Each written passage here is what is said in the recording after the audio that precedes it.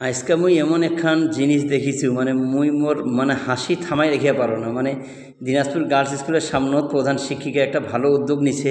মানে ওরা করছে কি যে ওই যে মানবতার দেয়াল ওঠে না, মানে কাপড় ঝুলাইতে হয়, যার কাপড় দরকার তা আমরা কিন্তু সেই কাপড় নিয়ে যাই। কিন্তু এইটা কী রে ভাই, এই যে দেখেন, এই যে আন্ডার গার্মেন্টস, তোমরা কাপড় থুইছেন ভালো কথা ভাই, অন্যান্য কাপড় থো, শার্ট থো, প্যান্ট থো, পাঞ্জাবি থো, হ্যাঁ, আরও যে সমস্ত মানে প্রয়োজন বেশি পড়ে এইটা থো।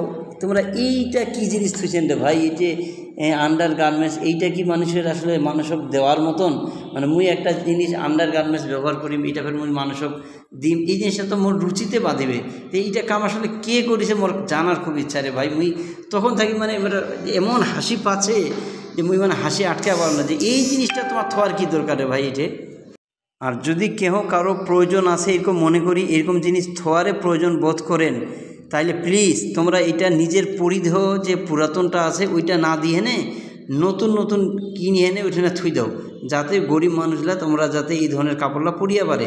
তোমরা নিজের পরিধেয় মানে কি কই মানে এই ধরনের আরবান গার্মেন্টস টাইপের জিনিস প্লিজ থন না রে ভাই।